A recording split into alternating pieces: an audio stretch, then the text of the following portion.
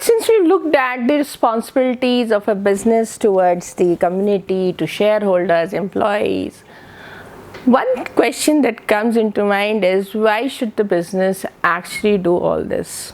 As we said, that it has to sustain in the market. But what happens is that many a times the businesses or the entrepreneurs fall into debt trap.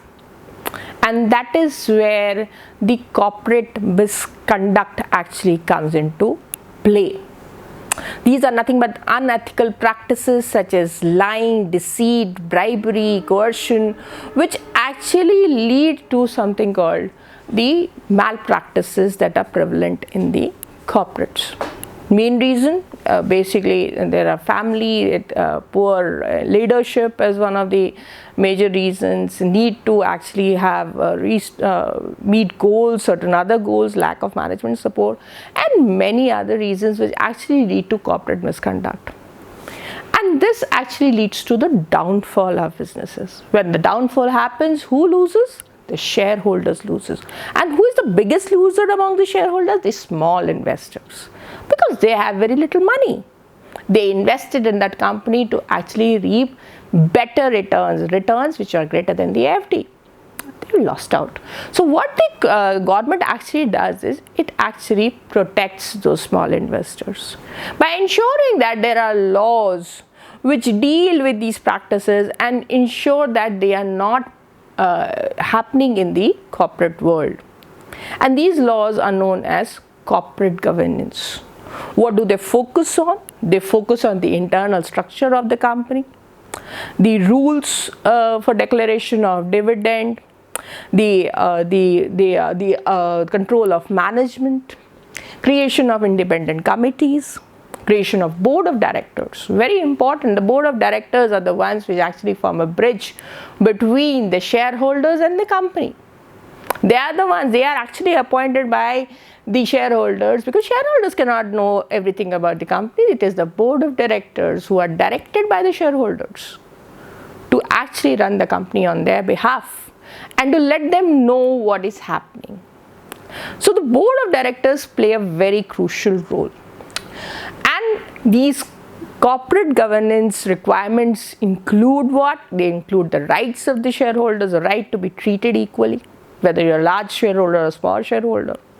What is the role of stakeholders? The responsibilities of the board, definitely.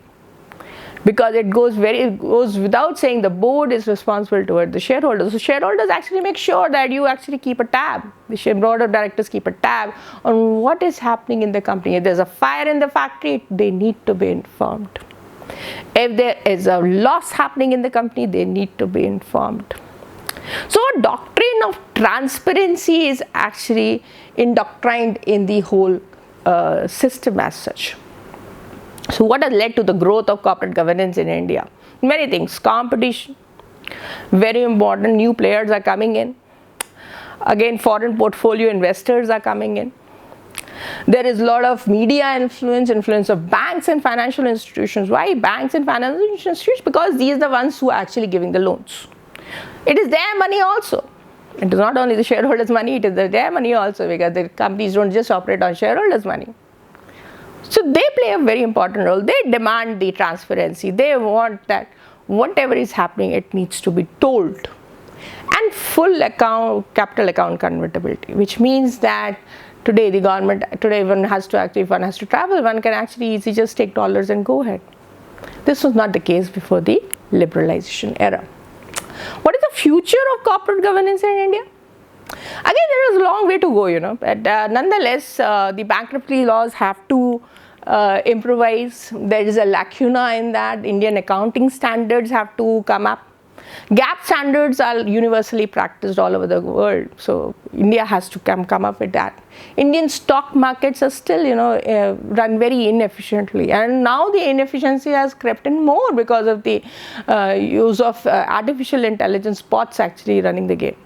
So it becomes very important that we actually straighten out the stock markets, and that SEBI has been doing. They have been taking proactive steps to actually make sure that the stock market actually runs efficiently, timely. Technology has been incorporated in it, and the bond market has to come up accordingly.